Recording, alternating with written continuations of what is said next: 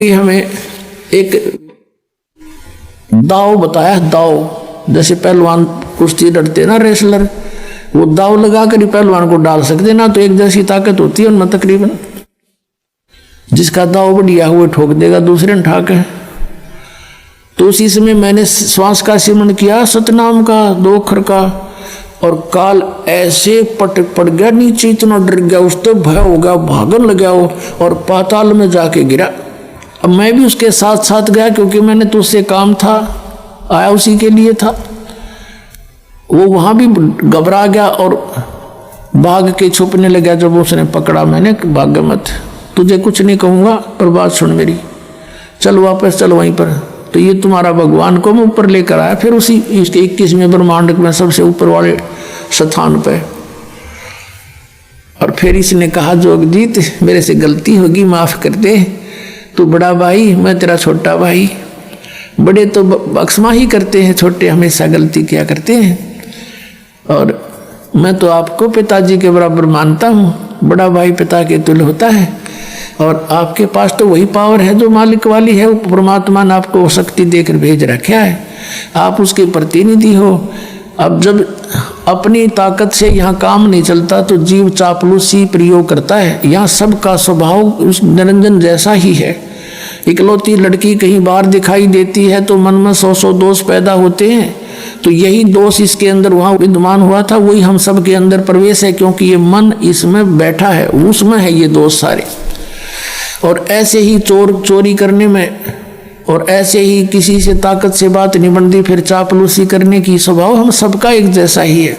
तो उसने फिर चापलूसी शुरू की और कहा, ए भाई आप मेरे से गलती होगी, माफ कर दो, मुझे कुछ त्रुटि, मेरे लोक में कुछ अभाव है, उसकी पूर्ति कर दो, पिताजी से प्रार्थना करके मेरी पूर्ति करवा दो।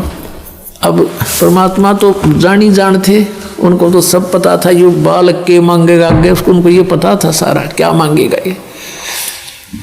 कई भक्त ये प्रश्न करते रहते हैं, क्योंकि ज्ञान पूरा सुनते नहीं और पहले बिदक जाते हैं, पूरा ज्ञान सुने तो इसमें मीन मेख नहीं है परमात्मा की ज्ञान में, पर ध्यान से सुने। परमात्मा को मालूम था यू के मांगेगा। परमात्मा बोले, कबीर जी के बोल भाई क्या मांगता है, मांगो। नो बोला जी वचनबद्ध हो जाओ। अच्छा जी वचनबद्ध हो गया मैं, बोल। उसने कहा कि 3 युगों में तुम जीव ले जाओगे वापस। 3 युगों में जीव थोड़े ले जाना, सतयुग, त्रेता, द्वापर, जीव थोड़े जाही। और चौथा युग जब कलयुग आवे तब तो शरण जीव बहु जावे। चाहे कितने ले जीव चौथे युग में परमात्मा। और ऐसा वचन हर मोय दीजिए, तब तुम गवन संसार ही कीजिए। कि ये मुझे वचन दे दे प्रभु, फिर आप नीचे जाइयो। इसने और भी 2-3 प्रश्न किए थे, और फिर ये कहा था कि एक और प्रार्थना मेरी, कलयुग में जब आप जीव ले जाओ, आपके ज्ञान को, आपके मंत्रों को जो स्वीकार करे, आप उन्हीं को पार करना प्रभु। और जो मेरे ज्ञान को स्वीकार करे वो मेरे, आपके ज्ञान को स्वीकार करे वो आपका। तो परमात्मा ने कहा तथास्तु। और भी इसने 1-2 वचन मांगे थे, वो आने वाले समय में फिर बताएंगे, यहाँ प्रसंग बदल जाएगा, नहीं फिर वो लंबा हो जाएगा। और यदि वैसे कह दूंगा तो आपको पल्ला पड़े नहीं बात। तो फिर क्या हुआ, परमात्मा ने जब ये कह दिया कभी परमेश्वर ने तथास्तु, ऐसा ही होगा, वचनबद्ध हो गया, तब एकदम त्योर बदल गया यूं भस्मासुर की तरह।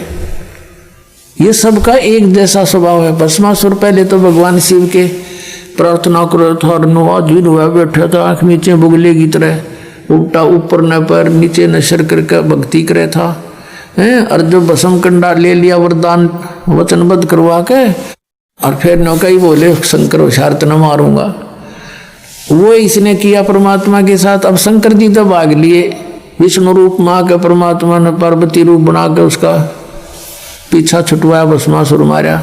और वहां उसने जब सारे अपने कर्म कर लिए, परमात्मा वहीं खड़े रहे, कर तू क्या करेगा।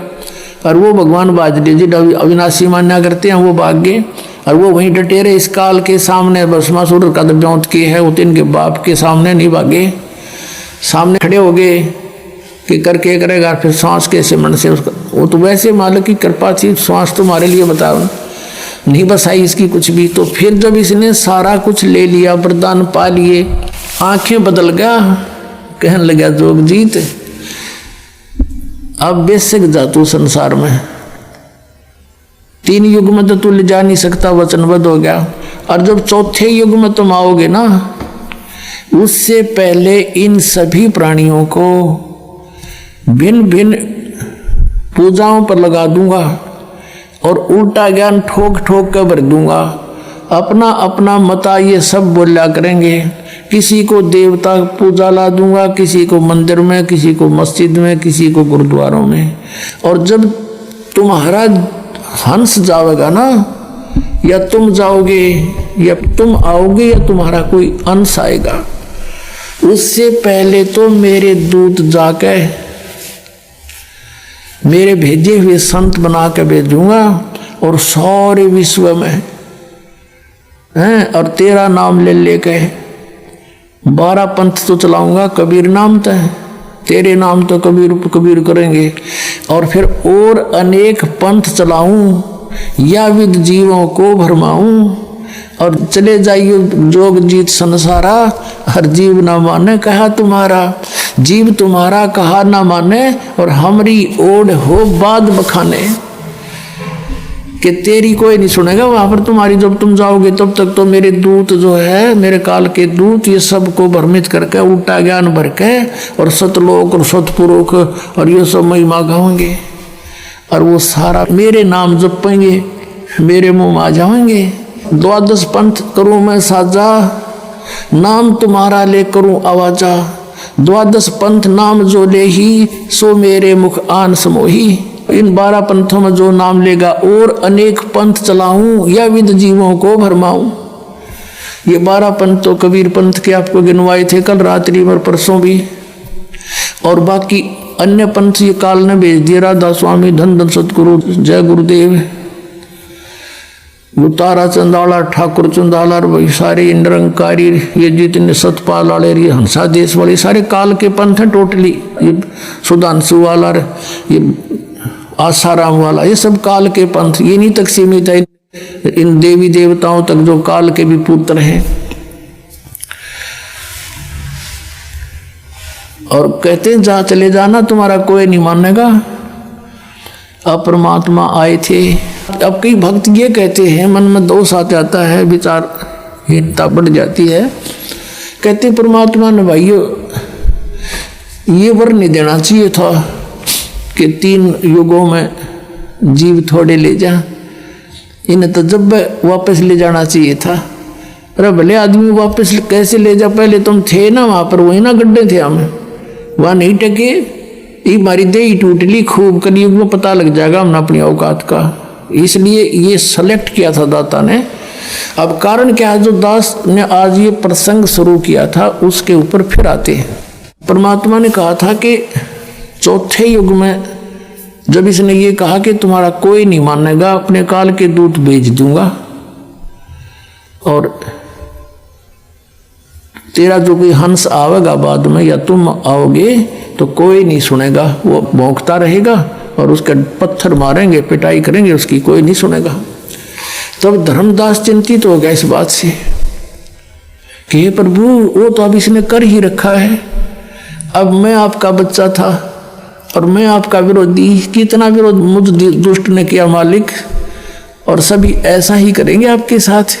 हम सबको ऐसी बुद्धि भ्रष्ट कर रखी है इसने। 100 प्रश्न किए थे धर्मदास ने, 100 बार मालिक ने समझाया, कभी हाँ बरा, कभी फिर मुकर जाए, कभी हाँ बरा, फिर नान्यू को कर हो जाए, तो सब गिला न्यू कर रखिए। तो उसके आंखों में आंसू आ गए, परमात्मा आप कैसे समझाओगे हमें, मेरे जैसे दुष्ट हो गए सारे, सभी यही व्यवहार करेंगे आपके साथ जैसा मैं कर रहा हूं। हे भगवान आप कैसे करोगे। धर्मदास जी को मालिक ने सारी बता दी थी, पर ये मेरा दाव पेच अभी सार्वजनिक ना करना, मैं तुझे बता देता हूं मैं क्या करूंगा। कलयुग की पिछली पीढ़ी में 12वां पंथ ये काल के जो कबीर पंथ में होंगे ना, गरीबदास का होगा। और तब तक मैं जो अब ये वाणी लिखूं